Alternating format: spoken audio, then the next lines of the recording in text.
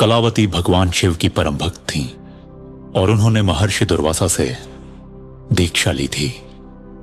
राजा दशाहारा से विवाह के बाद जब राजा उनके कक्ष में आते हैं तो कलावती उन्हें स्पर्श करने से रोक देती हैं और कहती हैं कि उनकी सच्ची भक्ति से उनके भीतर अत्यधिक तपोबल उत्पन्न हो गया है। यदि कोई उन्हें स्पर्श करेगा तो वह भस्म हो सकता है। अपनी चेतावनी के बावजूद राजा उन्हें आलिंगन करने का प्रयास करते हैं और तुरंत ही उनके पूरे शरीर में तीव्र जलन होने लगती है।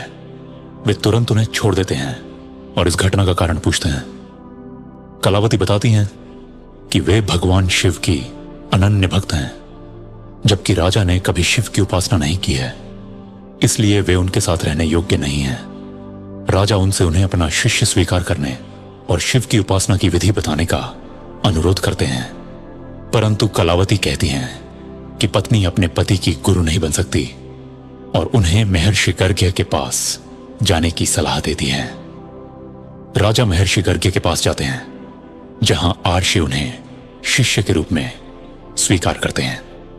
जैसे ही महर्षि गर्ग्य राजा के मस्तक पर आशीर्वाद देने के लिए हाथ रखते हैं, राजा के शरीर से असंख्य कौवे निकलने लगते हैं। यह देखकर राजा अत्यंत आश्चर्यचकित हो जाते हैं और इसका कारण पूछते हैं। महर्षि गर्ग्य बताते हैं कि राजा के पिछले 7 जन्मों के सभी पाप कौवों का रूप लेकर उनके शरीर से बाहर निकल रहे हैं। इसके बाद महर्षि राजा को शिव भक्ति का मार्ग सिखाने के लिए सहमत होते हैं।